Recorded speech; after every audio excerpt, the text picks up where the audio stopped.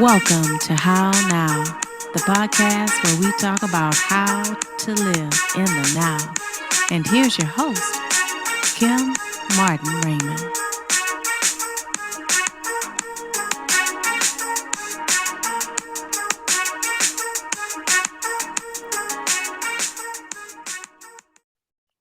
Peace and blessings, love and light, and welcome to another edition of the How Now podcast, where we talk about how to live in the now. I am your host, Kim Martin Raymond. I am a minister, spiritual life coach, author, and founder of Redefining You, LLC, where I help my clients to realign themselves mind, body, and spirit. And welcome to this edition of the show. If this is your first time listening into the podcast, welcome. We're so happy that you're here, joining us in season 2, where we're talking about wellness journeys, where we're talking about health and wellness, spiritual wellness. We're talking about mental health. We're talking about all things that are happening in this now. So make sure that you go to www.hownowpodcast.com, click on your favorite podcast platform, and check out the show. Subscribe, like, follow, and share. And also, you can click on the banner, and that will take you to the How Now YouTube channel, where you can watch our shows in color. For those who don't listen and they like to watch, you can go ahead and click on that banner, join the YouTube channel, subscribe there, and check out the show. Again, that is www.hownowpodcast.com.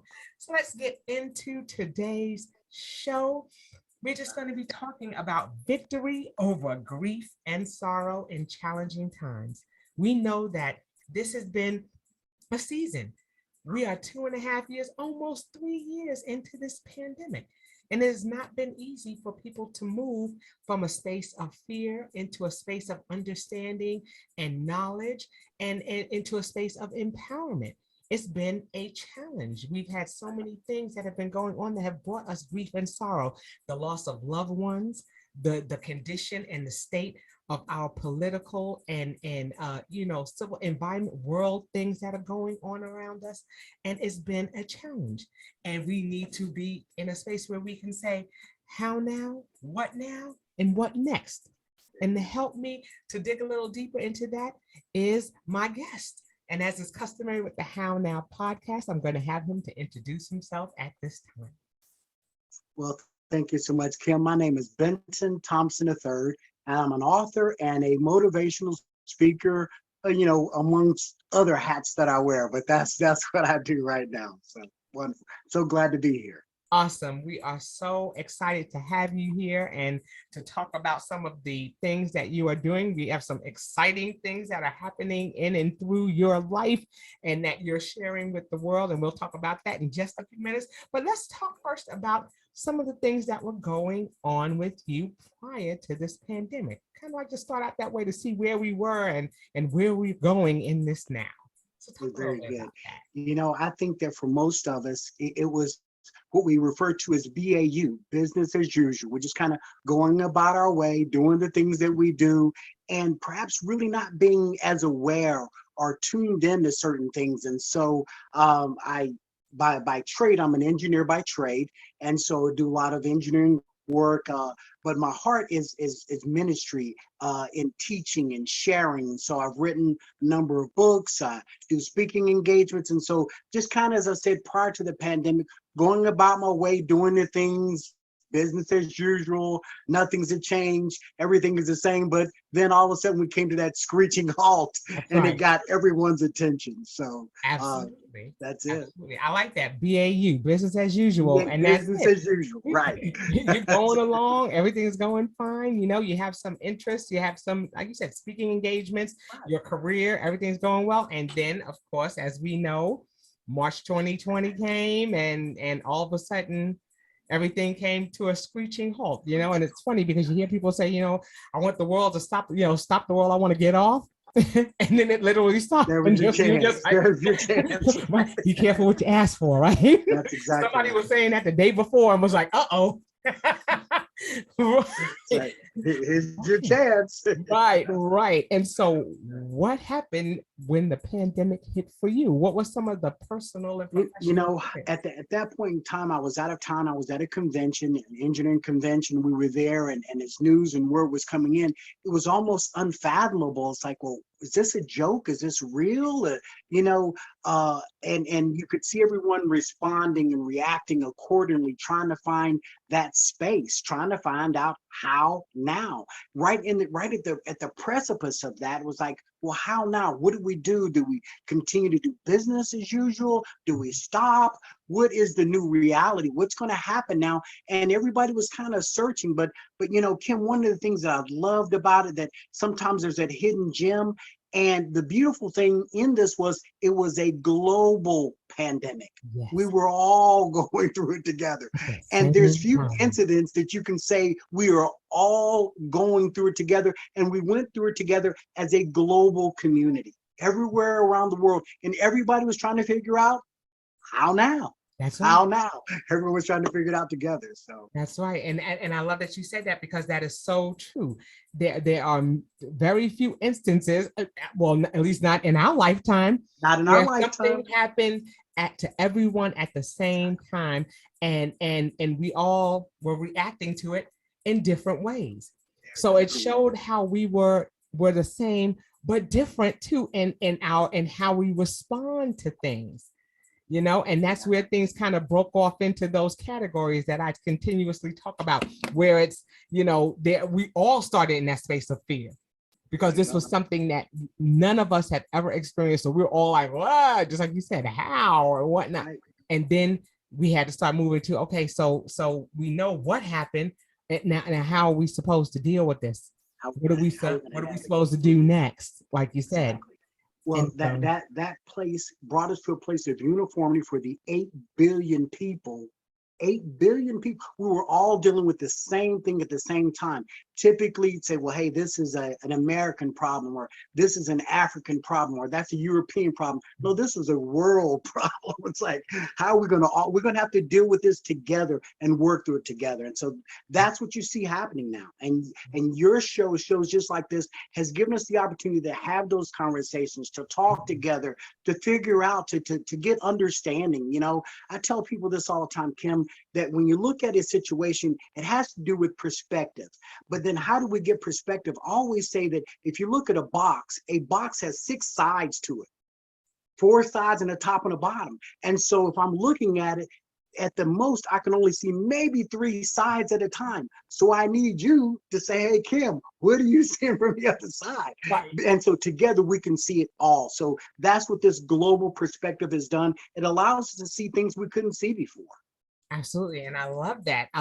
Because it is, you would have thought that, when we talk about something that is happening to all of us at the same time, and that there should have been a uniformity, a coming together of the minds, and, where we're all coming together and trying to figure out how can we resolve this as a world, Right.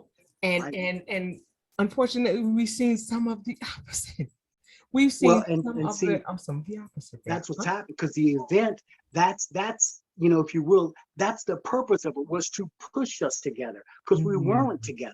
We were so siloed. Everybody's doing their own thing, even in communities, and unfortunately, even in households. Somebody's over in that room, somebody's over there. Well, hey, this like, no, y'all gonna come together on this. Begrudgingly or not, you're coming together, the world. So now we're having these conversations with people that you wouldn't normally talk to. So all of these things are really, I think, are being directed. You see racial conversations, shootings, things that everything is making us, let's begin to talk to one another. Let's begin to share. Let's begin to show. Let's begin to figure it out together. How now? Right. And I love that. And just like we were talking a little earlier, I was saying that, 2 things happen. Either the scales fall from your eyes and you see what's happening, or you see things for what they are, or the masks are falling off and people are being exposed for who they are, and so, and then it's just a matter of where do you fall in? And then it's also a matter of saying what's happening around us. Yes, we're shining a light on things that that we were, conditioned to ignore. We had to sit with ourselves first. Yeah, because I mean, when you think about sitting at, just being confined to your own home, you have to sit with you first. And a lot of people sitting with themselves, sitting with their families, were realizing, I thought this was where I wanted to be, but you had that little outlet. You could go outside, you could hop in your car and go somewhere if you didn't want to deal with it. And now it's like, nope, you can't go outside. So now what are you going to have to do? It forced us to have to deal with what was happening in our right in front of our own faces. Yeah. What happened, made us interact with one another. It's kind of like a storm, when a storm happens and you lose power and the lights go off, you're like, oh Lord, please let the lights come back on. Because we don't want to have to sit there and not know what to do. It's uncomfortable, but it's also an opportunity for growth. Every trauma brings about growth out of it. When you saw things with 9/11, it's created to incite growth. So this is our chance to move. It's a shoving, saying, hey, transition, move into something different, move out of the old. We can't stay where we were. So that's what it's designed to do. That's it. We always talk about leaps of faith. Okay, some people get pushed over the they get pushed over the cliff. Exactly. Here's your leap. You either gonna fly or it's gonna hurt when you land. You start, it's amazing when you get pushed. You just start doing things. You get pushed in the water. You start flapping your arms. You start doing things to get into, because you're in survival mode. Exactly right. What can I do? How am I going to save myself? We want stability. We think that that's what we thrive. But I always say it like this: life is ups and downs. If you go to the hospital, you want that meter to be doing this. If it's doing, that's right. That's right. So we're not going to get a flatline life. It's going to be ups and downs, and it's how we navigate that accordingly. The ebbs and the flows. That means we are alive. Ups and downs. If I'm flatline, if it's just like this, right, life is no more. Yeah, so we have ebbs and flows and have to negotiate those accordingly. Yeah, I tell people it's not always balanced. Sometimes it's not always black and white. It's not always up or down. It's not that. It is, like you said, ebbs and flows. So I always say, it's a matter of harmony. To me, it's harmony. It is that wave. Those are growth moments. We grow when you're trying to get the scales balanced back. That's the growth moment. I don't grow if I don't have any activity, had nothing to do, I'm not being stretched. Those are opportunities to say, okay, let's grow, let's develop. And again, with this global activity, is like, let's develop together. No more silos, no more me and my four, no more. No, we're coming together. Right. We're all coming together. So. Right. And that is so critical. And and being able to move, like you said, from like we were talking about earth, from a space of fear, because a lot of people are getting stuck. And then when the grief and the sorrow kick in, it begins to slow us down. And we want to be in a position of being able to stand, because once we lay down and we begin to succumb to what's happening around us, then we start to become we're buried. Because now those things are coming on top of us. When we're standing and someone, say, throws dirt at us, that dirt will hit us, but it'll fall off. Right. But when we're laying down, it begins to cover us, and it begins to compound. And then we are no longer in a position, or it's a little harder for us to be able to get up. Makes it tough for us to dig our way out of, because you have so many layers and so much of that is happening. And so, with that, the thing that's, again, we're uniquely made. Each one of us is different. We were all handcrafted. And so when you look at as I say again, all of us, unique fingerprints. Our fingerprints don't match one another, even identical twins, the dental imprint. But this shows us there are certain commonalities, there are certain threads, and sorrow and grief is one of them that we all experience. That don't matter what your socioeconomic status is, you're going to experience that. And so then we figure out, how do you navigate through this? This time has been so much uncertainty, but again, the purpose for uncertainty is birth and growth. We have to embrace that change, because the only thing constant is change. So we have to embrace the change and grow with it. That's right. And that just speaks to the fact that, life is not static. It No. is not just, we may have said, okay, well, this is what my life is going to like for the rest of my life. And then the whole world stopped. And then it was like, psych. Nope, Not gonna do that's it. not the way. We're, We live in a we're very fluid society. exactly. The world is constantly orbiting, so we're constantly in motion. There is no stoppage. So we have to figure out how to negotiate through that, and that's part of the reason why I wrote the devotional that I did. Just sharing with others how to negotiate. So things are common. We have these things that are common to one another. That's it. So let's talk about that, because you just recently had a 5-day study that was has been accepted by the Bible app, by the YouVersion Bible app, and for those who are familiar. And I mean, first of all, kudos to you for that, because that is something that is worldwide in several languages, and people will have an opportunity to, participate in this 5-day study. So talk to us a little bit about how that was birthed, how that started, or did it start during the pandemic, before the pandemic? Where were you in that process? It started really before the pandemic. I personally have gone through a lot of family grief, in a span, Kim, of 10 years. I lost my mother, 2 sisters, a brother, and a nephew. Wow. That's a lot to have compounded in there. And so for me, again, with our own uniqueness, but there are things that are common. So that's what kind of led me to my whole writing career. I thought there are certain commonalities, there's common answers, because we have common problems. And my father, who was a mathematician, he said, hey, if you figure out how to, the solution, the formula, you can solve any problem. And so I take time to figure out what's the formula, what's going on here. So with this here, and I'm often looking for answers and solutions. And so having dealt with that grief and that sorrow, just to the point that I felt I can't go on, and I look for examples. And so that's what I saw because of my faith. I saw that with Jesus, said, who can experience the depths of the sorrow that I have? Who can know this? And, proverbially, I saw the Lord raise his hand. I can. I can identify with you. I carried every grief and every sorrow that you will ever experience. And that was the whole purpose of it. And that's what I wrote in my devotional, that a lot of people expected when they thought, okay, well, here's the Messiah. Isaiah is prophesying about the Messiah some 700 years prior to his coming. And everybody's thinking, okay, is he going to be, just courageous like David? Is he going to be strong like Samson? Is he going to be a great general like Joshua?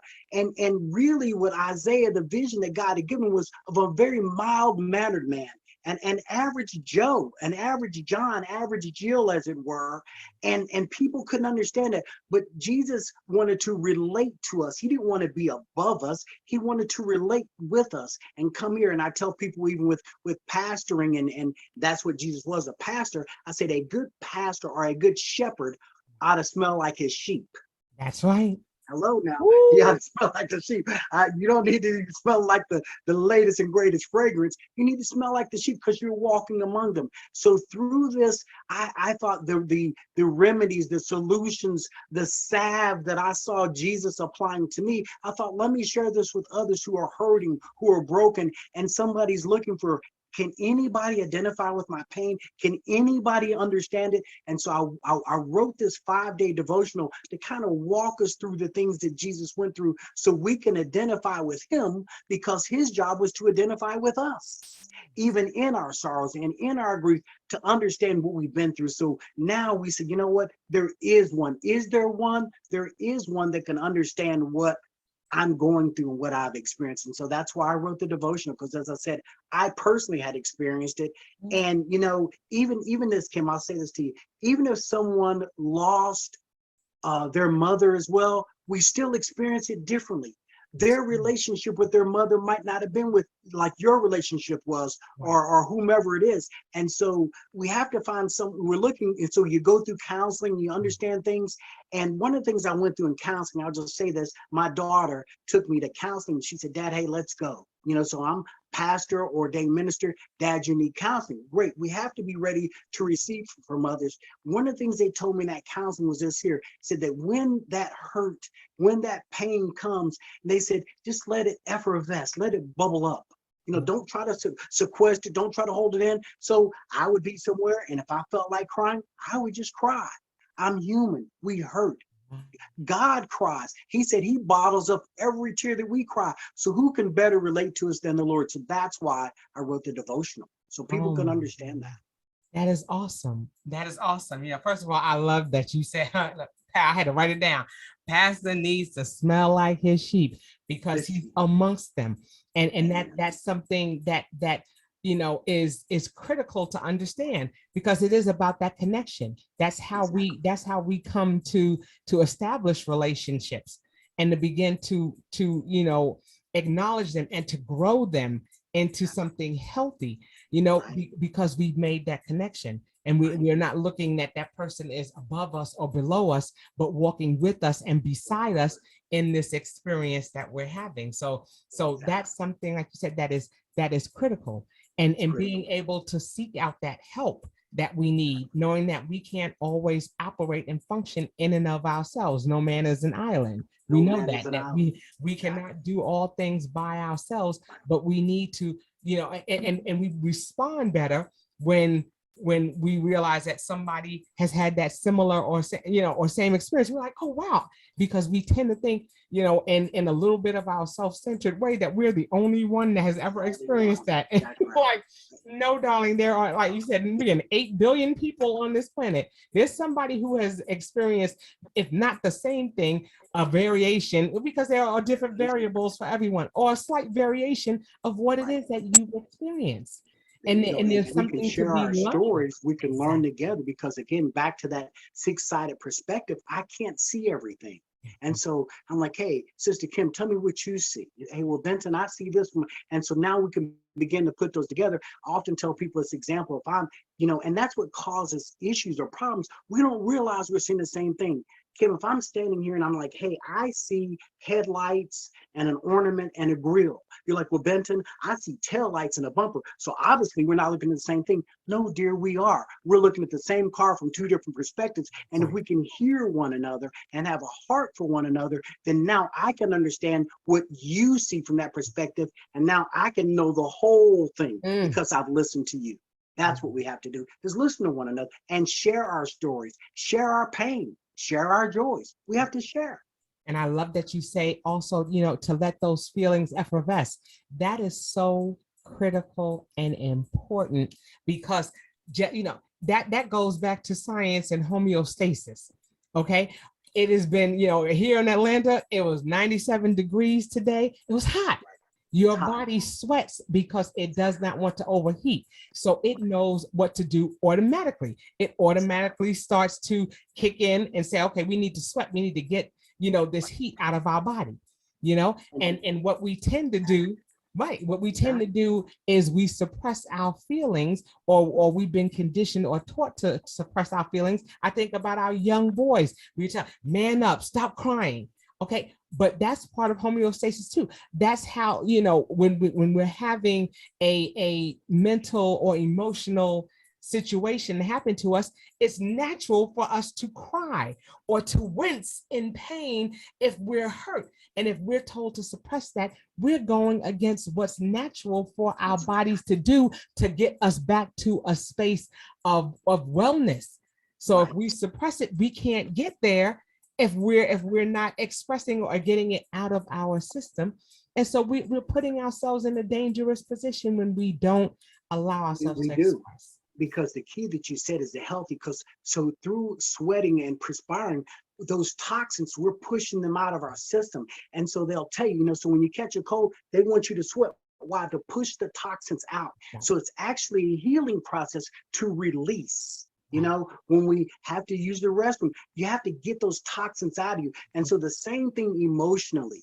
These are toxins. I've got to let them out of me. This pain will kill me. This sorrow will choke me out. I have to let it out. And we have to understand it. And so even as you said about the misnomer about, what it means to be a man or this, that. My father told me something once. He told me this brief story here, Kim, and he said there was this lady and she lived in this house and she had this very beautiful tapestry on the floor, very expensive, and she had this heavy furniture. And so she needed to move the dresser from one side of the room to the other side of the room. She obviously couldn't do it. She sees this big burly gentleman walking by. She goes, "Hey, I'll get him. So, sir, help me move this from this place to here without tearing up the rug."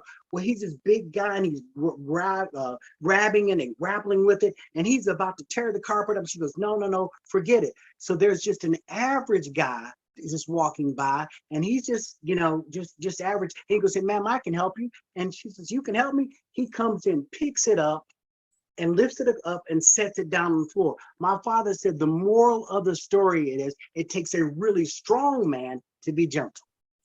Wow. So that's it. Takes a strong, it's not a big man.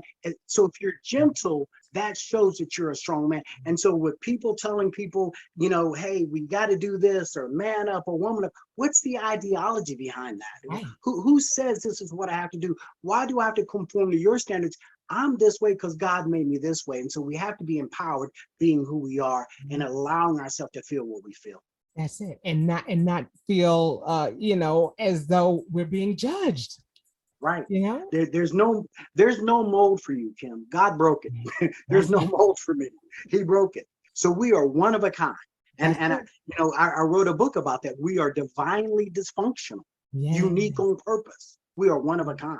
And these are the things that I share. Even on my website, I have weekly blogs, and it's Thompson Truths. And these are things about truths, about spirituality, because people make the relationship with God so mystic and so spooky and so complicated. And that's not God. I mean, when you look through the Bible, Jesus isn't using $50 words. He's making it plain and simple and comprehensible. And so that's, again, there's that shepherd smelling like the sheep. He's talking to the sheep. He's not talking above the sheep, and he's not talking down to the sheep. He's right there. And that's what we have to do, is relate to one another. That's it. And I love that you say that we are uniquely made, because we are. And one thing that is my favorite analogy is, we have had experiences in our lives that have caused us levels of brokenness and sorrow, and it's almost like shards of glass. But when you wrap those in love and in faith and in hope, that's the cement that makes it a beautiful mosaic. And those shards of glass, when they are combined or cemented together, make something that is so beautiful and unique to who we are. So yes, we're all broken pieces of glass, but we don't look the same when we're bound back together. And nothing is more beautiful than stained glass. That's right. Which is beautiful, all the colors. And so even that, all things are working together. That has a purpose. So your brokenness has a purpose. And what happens is, like, even if you work out in the gym, they'll tell you, you're going in there and you're building muscle. Well, how do I build muscle? By breaking down muscle. I got to break it down and then I build it up. So these things that we're experiencing, they are by design to break down so we can build up and come back even stronger. And that's really what God has me do through everything. I'm about empowering and sharing and strengthening one another, because we are all connected. They talk about the 6 degrees of separation. I think now we're actually closer than 6 degrees, again, the global pandemic. No, that wasn't 6 degrees. We were experiencing the same thing at the same time. Right. And it's amazing because we do tend to migrate into similar spaces that we're familiar with. I think about, I'm from New York. I moved to Atlanta. I went to saw people who I graduated from high school with. And you would think, how in the world did they wind up in the same area? Because you tend to go into spaces that you're familiar with, or that remind you of some place that you've been. And so, this particular area in Atlanta reminds us of the area that we lived in back home. And so people tend to migrate, and then you run and it's like, how in the world is it that we could be all these many years later, be in the same space? So when you talk about those degrees of separation, because there are things that connect us on so many different levels, and it's just a matter of saying, okay. And then when we run into each other, it's like, oh my goodness, how are you doing? What's going on with you? And then we're seeking to see, okay, so what has happened since then that connects us, that moves us into the same space. So I mean, the one thing that we talk about with your study and with those 5 days and going and making that deeper dive is taking an opportunity to look and see, okay, how was it that he lived? How was it that, how is it that we live? And what are some of the things, what are some of the commonalities that we see when he was here on earth? Right. And see, with that example, he gave us an example because I think you and I were talking about this even before the show began, that sometimes we place a big emphasis on our physical, our spiritual man. And sometimes we'll get deep in thought, but we really don't pay attention to our spiritual man. And that's another book I wrote, which was talking about, how to hear God. And so we have to address it through all three aspects of us. And as a thought comes in, it's like, we have to say, who said that? I'm hungry. Well, that's my body that's saying that. We ain't going to church today. That's my spirit that's saying that. I mean, it's my soul that's saying it. So we have to look at these things. And so the purpose of that was for Jesus to show us he can identify with us. He can connect with us. It's relational. Now, here's what happens. So many people think it's religious. Religious just means you do something through repetition. Right. It's relational. We have to connect with one another. And so through the study, it's 5 days. And so each day I'm connecting with one another, and we're connecting with each other, and we're connecting with God and understanding he is our creator. He is our maker. So what's his take on this? Lord, why did you do this? Why did Jesus go through the suffering that he did? And again, he came so he can relate to us. He's relatable. The Bible says he was tempted in everything that we're tempted with. And so when we think we're tempted, we're like, oh no, I can't go to God. Jesus says, hey, I've experienced it. I know it. And that's the problem that Adam and Eve did when they felt that they had done something wrong. They ran from God. And you saw God came looking for them. Who told you that I didn't love you? Who told you we weren't still family? He's saying, come back to me. Let's talk about it. And see, that's a nuance there, Kim, that many don't understand. God said, be truthful with me. As parents, you don't want your children to lie to you. Tell them the truth. Hey, daddy, mama, I ate the cookies. I ate them all up. I ate all the cookies. Well, baby, go on and tell me. You want that truth. And so the Lord is the same way. He's no different. We have to get out of this mindset.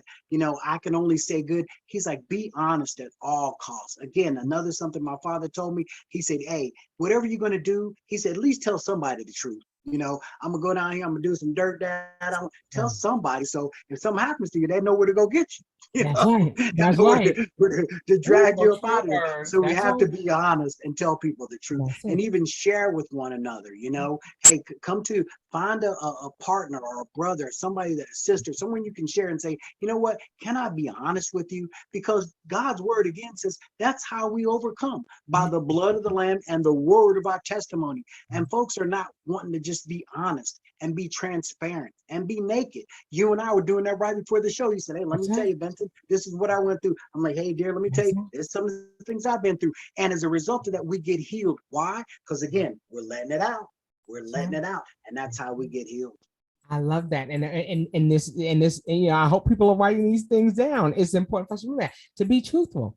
To be truthful with ourselves, anything, I always have a thing of saying to people, I'm not gonna lie to myself or to you. I'm just gonna tell you what it is.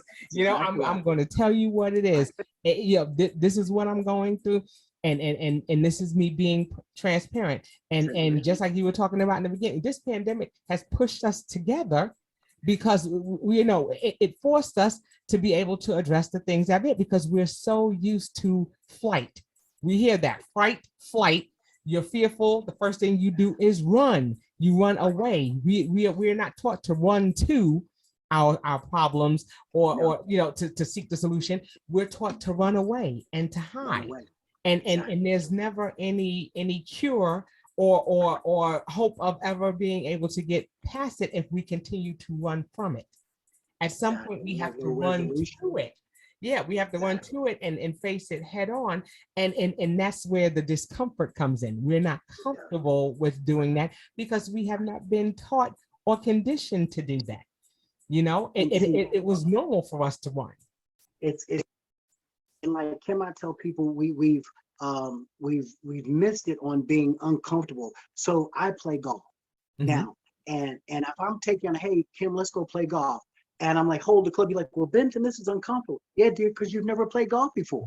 So it's like we have to get away from being afraid of being uncomfortable, because this is what you have to do to be able to execute this properly. So there's certain things, there's certain positions we're going to have to get in. They're going to be uncomfortable, but that doesn't mean that they're not going to yield a great return and a great result for us. So go ahead, be uncomfortable, feel, because it's like there's something new in this. You're operating in a new space. You're entering into a new era. It's the unknown. The unknown is going to always be uncomfortable. Why? Because you don't know it. That's You right. don't know it. That's right. And that goes back to the word and where it tells us to be childlike in our thoughts. Exactly. How do children learn? Through trial and error. You know, they put their hand on that stove and then it's just like, ouch, that hurt. Okay, they're gonna do it again. Exactly. You know, some are gonna try it again because they're gonna be like, wait a minute, let me make sure I was right about how that felt. Then they're gonna be someone gonna be like, okay, I'll never have to touch that again. I know that if I touch that, it's going to hurt. You know, and they've learned from it. But they you know, children are the most, you know, daring. They're jumping off of roofs and falling off of things and you know, doing it, but because that's how they learn. That's how, and that's how all of us learn. We have to revert back to those childlike, you know, and asking why. You know, children, that's the biggest thing there. Why all day long. What is it? And we have to be childlike in our thinking as well. Why? Why do we believe what we believe? Why do we feel the way we feel? Exactly. And that it's okay to tap into that and to determine why. I want to know why I'm acting like this. Sometimes, you know, sometimes you do something and you just, I don't even understand why I did that. Have you taken time to try to figure out why? It's a part of your destiny, your DNA. Something else I wrote again in the book there, Divinely Dysfunctional. There's these things that people label as dysfunction. Left-handed people were once labeled as dysfunctional. Redheaded people were named dysfunctional. But who says, you know? And so I talk about some people in that book just briefly, Kim. There was this guy, and he was a Star Trek fan. He was just a Trekkie extraordinaire. And you're like, wow, isn't that some kind of nut? Well, you know who that nut was? Dr. Martin Luther King Jr. was a Star Trek fan. Why? Because he could see shaping and forming new worlds. There's these idiosyncrasies about this. There was this other guy, he was infatuated with the size of peas and a fork. He would get a fork for every size pea and flick it through the air and watch how it flew. But he was an aeronautics guy. He later grew the spruce spruce, the planes. And so this uniqueness, this oddity about you, it does serve a purpose. You are divinely created. You are unique on purpose. And as we have these conversations, then we can embrace and appreciate one another and love and so be supportive of one another, even if it's different. It doesn't mean it's wrong. I love this. I love this. Like you said, victory over grief in challenging times.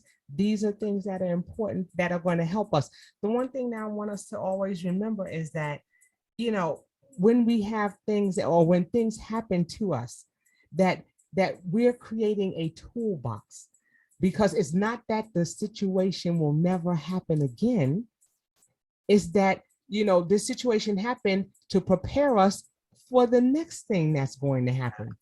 Okay, we don't want to not fill our toolbox. We don't want to just sit there and go, phew, okay, we made it through that one. All right, so I'm good. Like it's never going to happen again. Okay. All right. You go into your bathroom and you think, okay, the toilet got clogged. I got that plunger out. I plunged it. It worked and now it's doing fine. You think it's never going to get clogged again? Okay. But the next time you want to make sure that you have a plunger and not a pencil or a paintbrush that's not going to serve you any purpose. You're going to need that tool. So what are we doing to fill our toolbox so when things happen again, we're not reacting, but being proactive in the solution? Exactly. So, you know, that's the thing. We're building toolboxes. These platforms and these conversations are intentional to create toolboxes so that we can begin to fill our toolboxes with things that we need. So when we say, oh, wait a minute, there's a loose screw here. Let me run over to my toolbox because I know I've got a screwdriver in there, Phillips head or flathead, that's going to help me to screw that screw back in. Or, oh my goodness, you know, there's some paint chipping on the wall. Let me go and grab that paintbrush.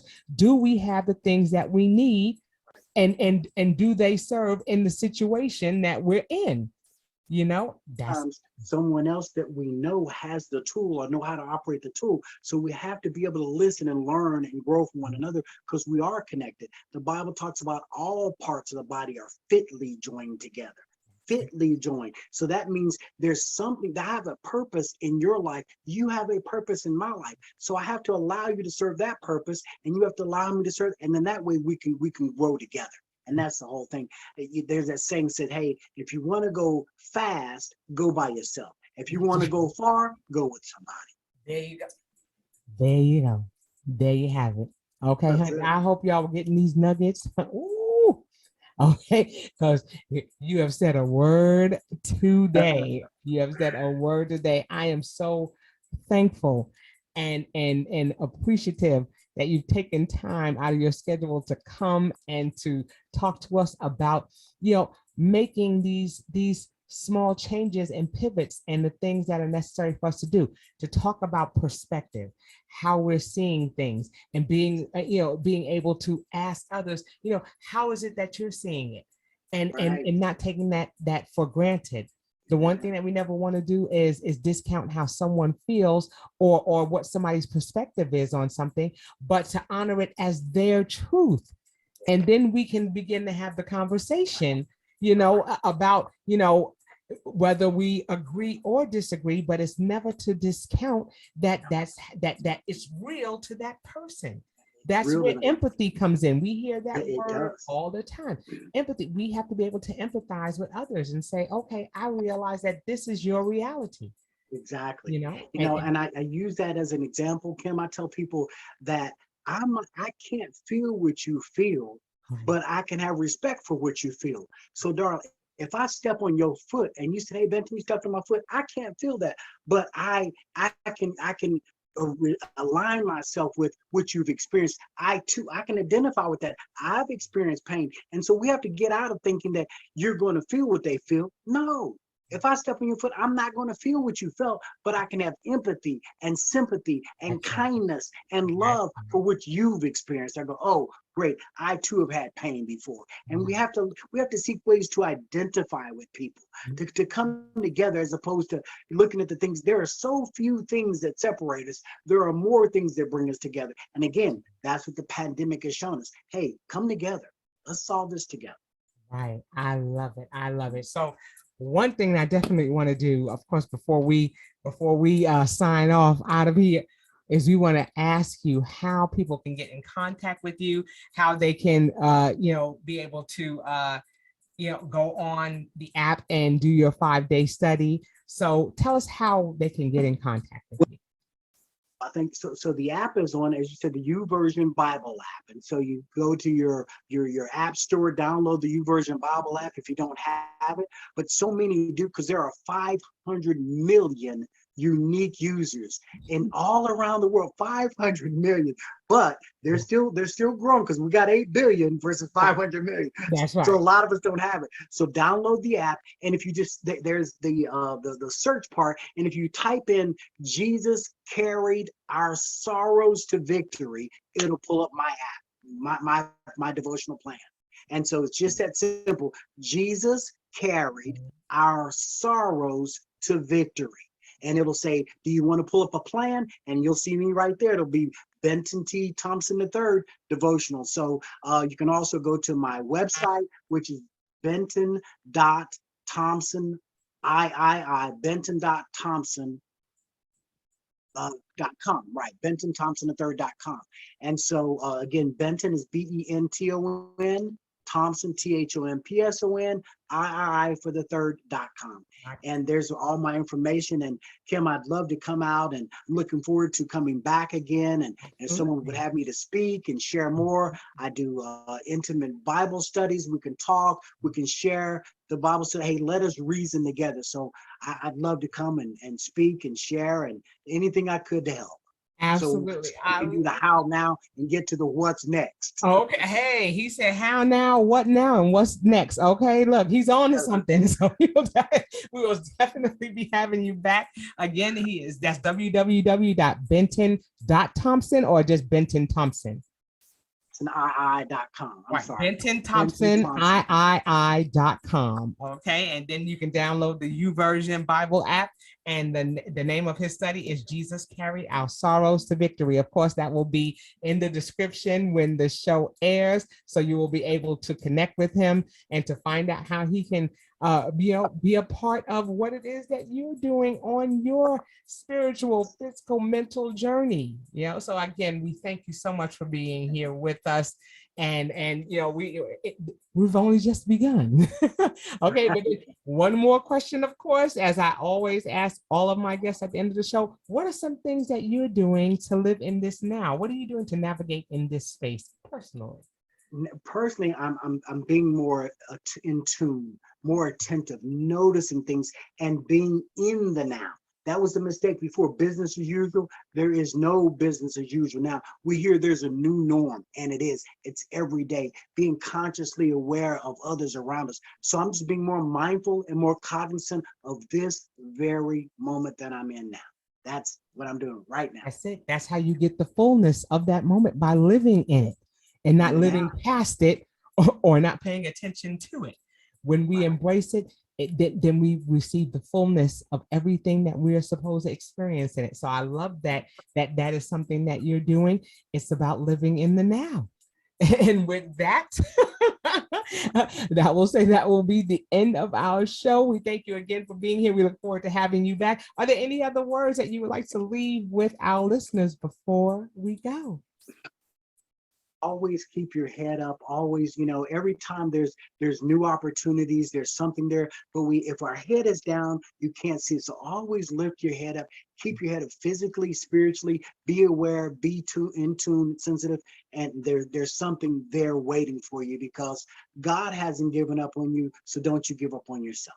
All right. And to that, I say amen. And that will do it for this edition of the How Now podcast, where we talk about how to live in the now. And until I see you the next time, I say peace.